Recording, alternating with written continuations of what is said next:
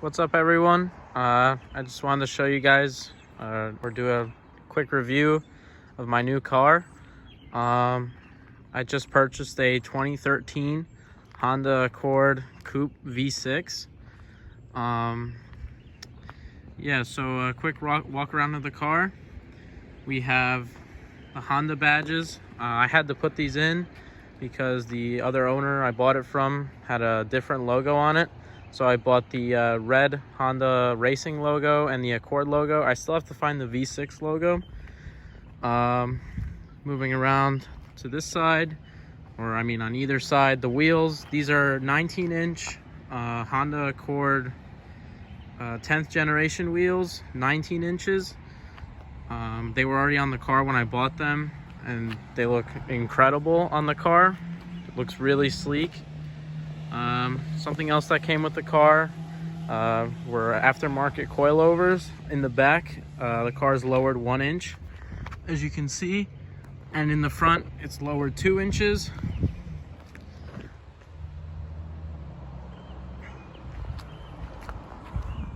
And another thing on this car that it had when I bought it was tint. 35% on the side windows, I believe 5% in the back, and 5% on the top, as you can see.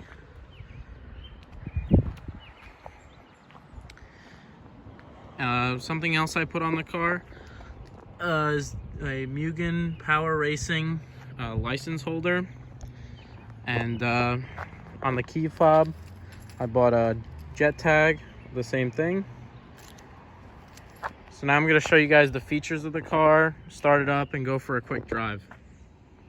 So since this is a 2013 high-end model of the Coupe, it has keyless entry. Just grab the handle to open the door, and then to lock it, just to press the button.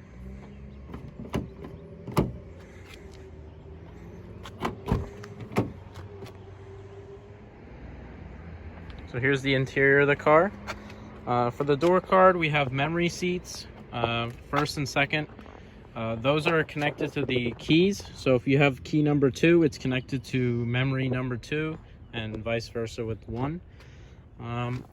The mirrors, mirror controls, unlock, lock, and windows going up and down. Stepping into the car, we have our gauge cluster.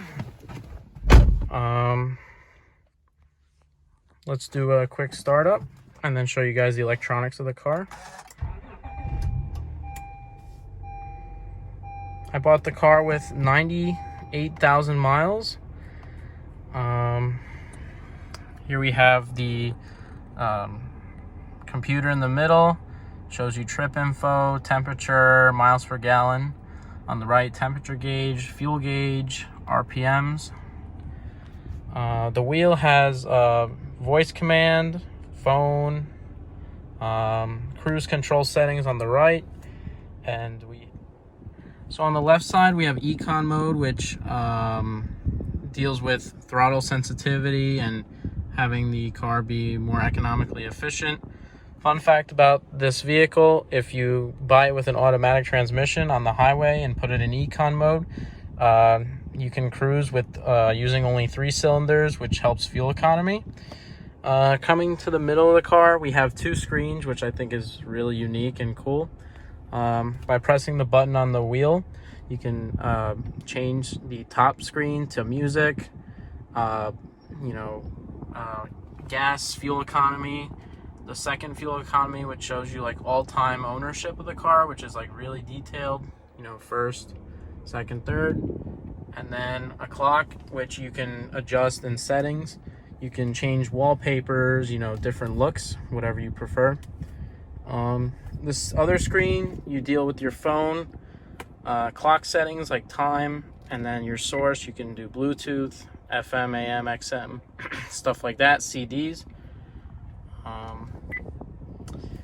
What else do we have? Climate control, really nice here. You can, change hot or cold, fan on and off. Auto, which, is your last setting. Sync, so you can sync each side the same.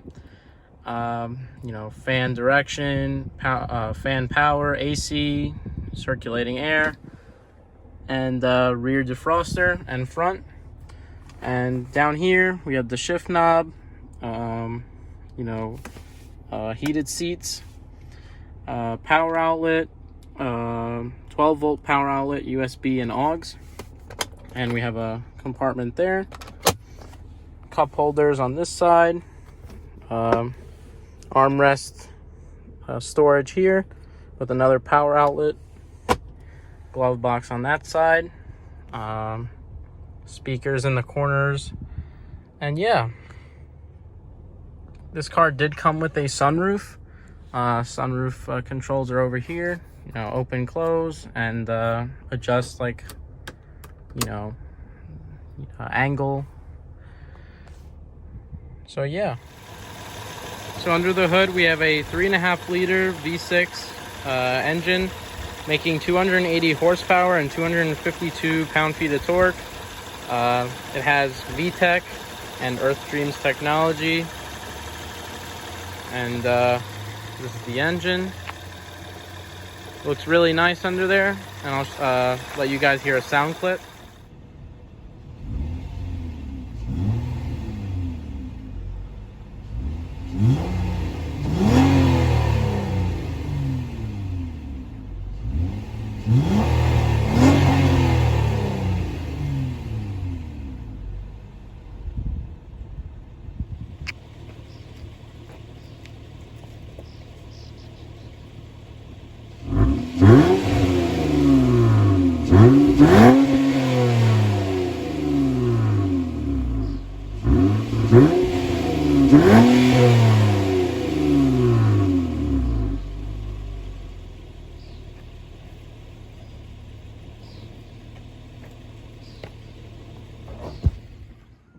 So as far as trunk space goes, it's pretty much the size of a normal coupe or a normal sedan here.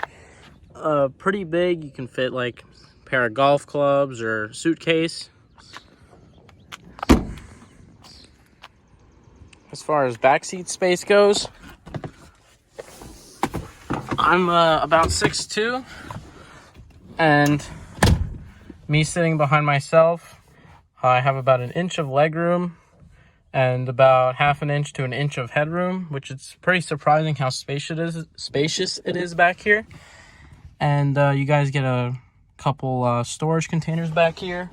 No cup holders, which is kind of sad, but you know, these coupes aren't made for backseat users. So yeah, take you guys on a quick drive now and see how it drives.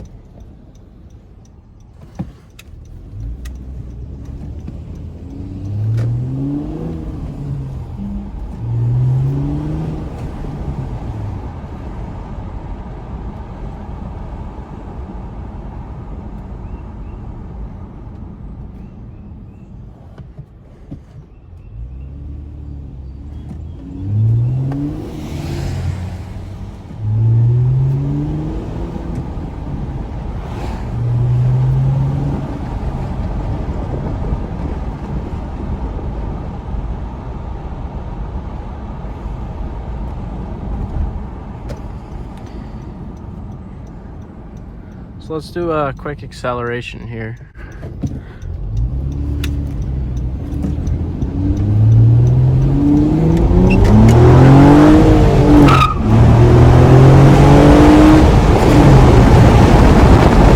This car is really fast. I mean, for what I can, for, you know, my second car and my last car being a Jetta, this car is really fun to drive. As you heard, the the tires chirped, which, you know, doesn't happen that often. The handling of this car is, you know, really nice for a grand touring car, and, you know, even if you want to drive it sporty, it's a really good handling car. The engine sounds really nice. I have a mod coming soon. I'm gonna make a video of that for you guys, you know, to help with that sound, if you know what I mean. You know, just cruising here in 5th gear at, you know, 2100 RPM. There's no engine noise or just the, you know, the driving. It drives really nice on the road. You know, it's not loud or, you know, anything like that. It's a really quiet car when you shut the windows and everything. It's almost like a luxury car, you know, driving it.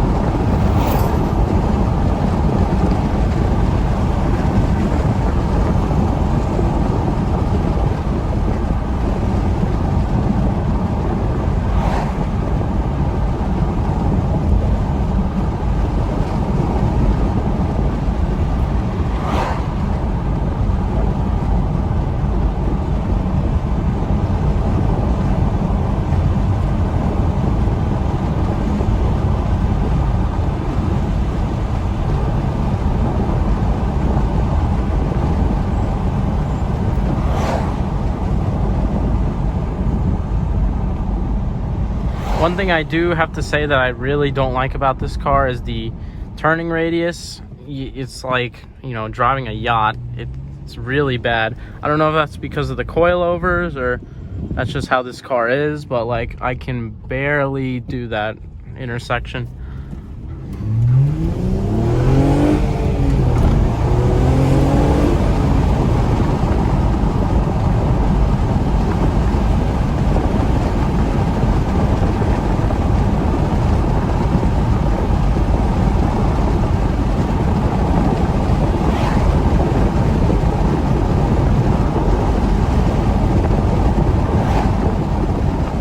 I would say this is one of the best daily driving cars for cars enthusiasts. I get incredible gas mileage for, I mean, the car that it is.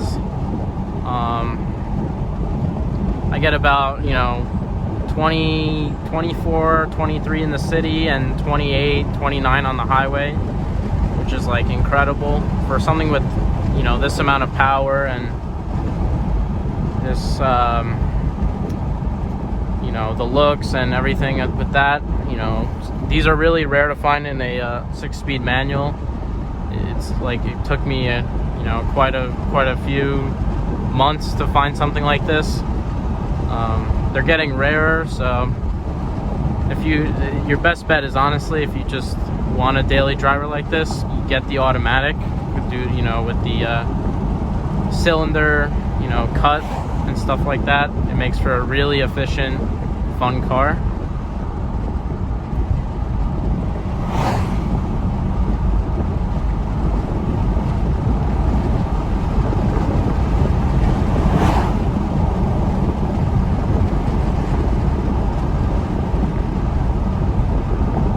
This car definitely needs an exhaust though. I mean, it sounds good. It's very quiet on the highway, which I like, but you can barely hear it like downshifting.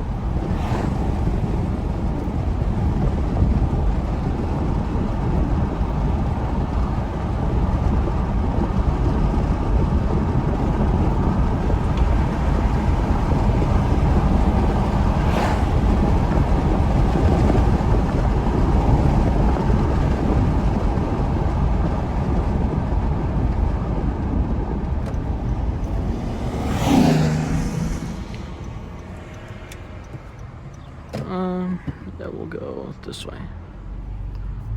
Do, you know, 30 more seconds.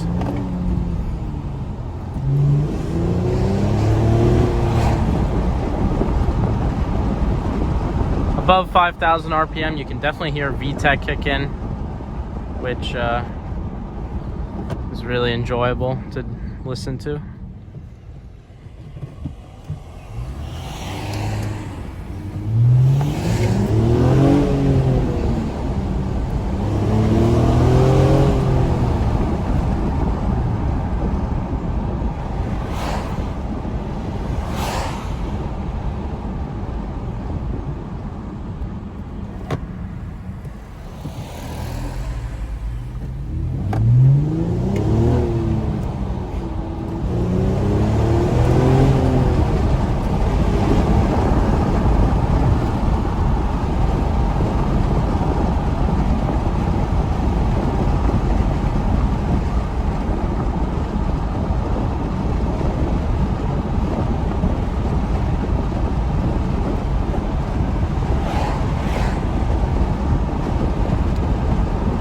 far as mods I'm gonna do,